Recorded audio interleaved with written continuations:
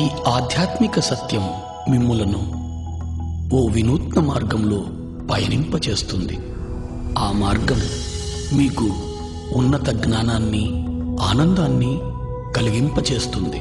తద్వారా మీ జీవితంలో సరికొత్త మార్పు వస్తుంది. ధ్యానం, ధ్యానానుభవాల పరంపరే ఈ ఆధ్యాత్మిక సత్యం. సంపూర్ణ ప్రశాంతతతో చూడండి. కేవలం సాక్షిగా చూడండి. పూర్తిగా మమేకమవ్వండి. దేన్ని అన్వయించకండి. ఆలోచన వస్తే ఆలోచన నిలిపి దీర్ఘంగా శ్వాసించండి. సంపూర్ణంగా లీనమవ్వండి. ఇది మీ అభ్యున్నతికి.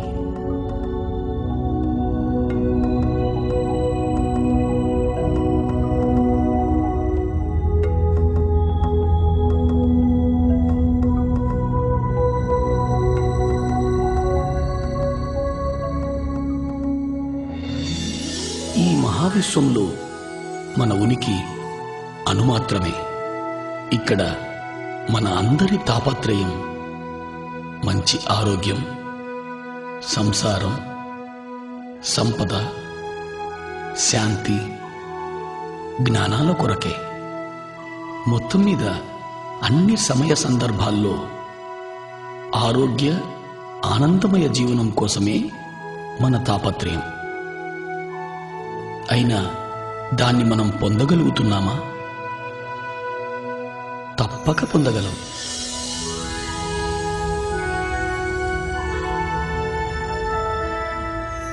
విశ్వశక్తిని, ఆత్మజ్ఞానాన్ని అర్థం చేసుకున్నప్పుడు మాత్రమే అది సాధ్యమవుతుంది.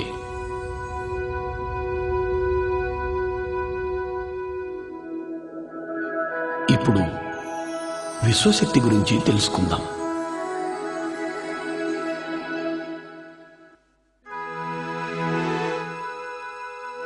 ఈ మహావిశ్వమంతా వ్యాపించి ఉన్నదే విశ్వశక్తి.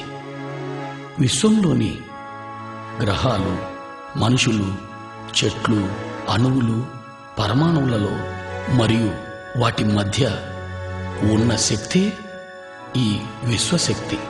ఈ మహావిశ్వాన్ని సమస్థితిలో ఉంచగలిగేదే విశ్వశక్తి. విశ్వశక్తి ప్రాణశక్తిగా కూడా పిలువబడుతూ ఉంది. మన అభ్యున్నతికి మూలం ఈ విశ్వశక్తి. మన నడత, నడవడికల ఆధారం ఈ విశ్వశక్తి. మనలను నడిపే ఇంధనమే ఈ విశ్వశక్తి.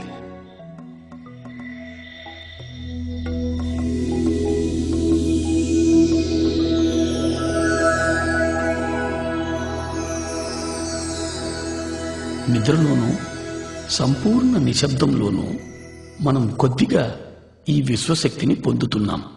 అలా పొందిన శక్తిని మన దినచర్యలలోని మనో కార్యక్రమాలకు, అంటే చూడడం, మాట్లాడడం, కదలడం, ఆలోచించడం లాంటి అన్ని శారీరక కార్యక్రమాలకు వాడుతున్నాం. నిద్రలో పొందే ఈ పరిమిత శక్తి మన అన్ని పనులకు సరిపడదు. అందుకే నీరసం, నిస్సత్తువ, ఆతురత, మానసిక ఒత్తిడి, నిస్పృహ, తద్వారా అన్ని రకాల మానసిక, శారీరక రుగ్మతలొస్తున్నాయి. వీటి నుంచి విముక్తి పొందడానికి ఏకైక మార్గం అత్యధికంగా విశ్వశక్తిని పొందడం. అధిక విశ్వశక్తిని పొందే ఏకైక మార్గం ధ్యానం. అధికంగా విశ్వశక్తిని పొందడం ద్వారా ఆరోగ్యమయ, ఆనందమయ జీవితాన్ని గడపగలుగుతాం. మనమున్న స్థితిలో సంపూర్ణంగా ఇమడగలుగుతాం. ఉన్న స్థితిని సంపూర్ణంగా అర్థం చేసుకోగలుగుతాం. ఉన్న స్థితిలో జ్ఞానాన్ని పొందగలుగుతాం. చివరకు ఆత్మోన్నతికి కూడా ఈ విశ్వశక్తే దోహదం చేస్తుంది. అధికంగా విశ్వశక్తిని పొందే మార్గం ధ్యానం.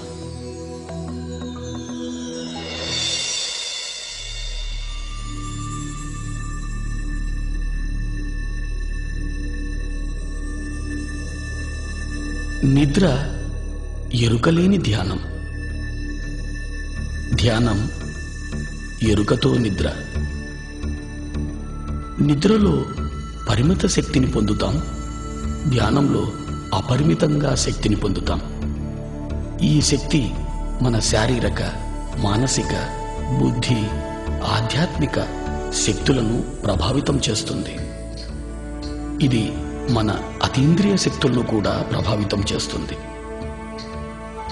ధ్యానం ద్వారా మనం పొందే శక్తి వల్ల శారీరక ఆరోగ్యం, మానసిక ప్రశాంతత, ఉన్నత విచక్షణ జ్ఞానం పొందుతాం.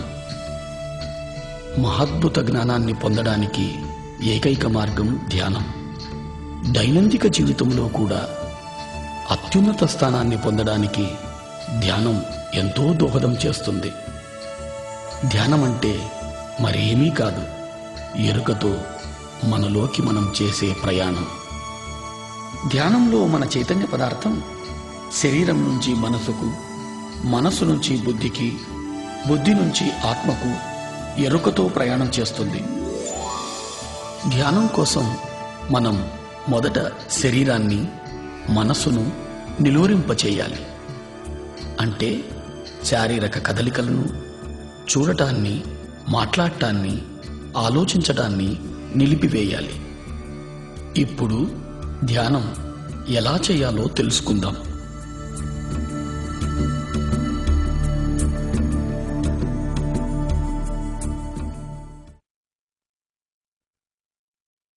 ధ్యానానికి ముఖ్యమైనది ఆసనం. స్థిరమైన, సుఖమైన ఏదైనా ఒక ఆసనాన్ని ఎంచుకోవాలి. నేల మీద కానీ, మరే ఇతర కుర్చీలు, బల్లలు లాంటి వాటి మీద కూర్చొని కూడా చేయవచ్చు.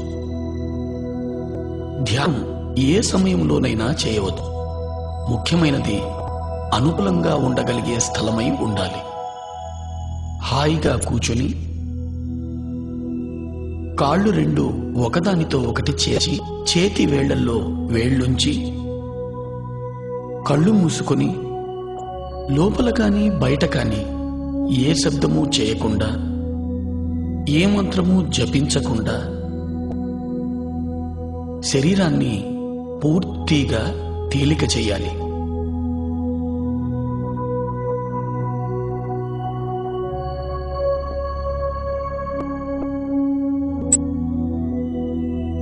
మనం కాళ్లను కలిపి చేతివేళ్లలో వేళ్లు కలపడం ద్వారా మన చుట్టూ శక్తి వలయం ఏర్పడుతుంది. మన ఆసనంలో స్థిరత్వాన్ని పెంచుతుంది. కళ్ళు మనోద్వారాలు కాబట్టి కళ్ళు రెండు మూసుకోవాలి. మంత్రోచ్చారణ కానీ, మరే ఇతర శబ్దం కానీ చేయడం మనసు చేసే పని కాబట్టి దాన్ని సంపూర్ణంగా నిలిపివేయాలి. ఎప్పుడు శరీరం సంపూర్ణంగా స్థిమితమవుతుందో అప్పుడు చైతన్యం శరీర పదార్థం నుంచి మనోబుద్ధి పదార్థాల వైపు ప్రయాణం చేస్తుంది. మనస్సు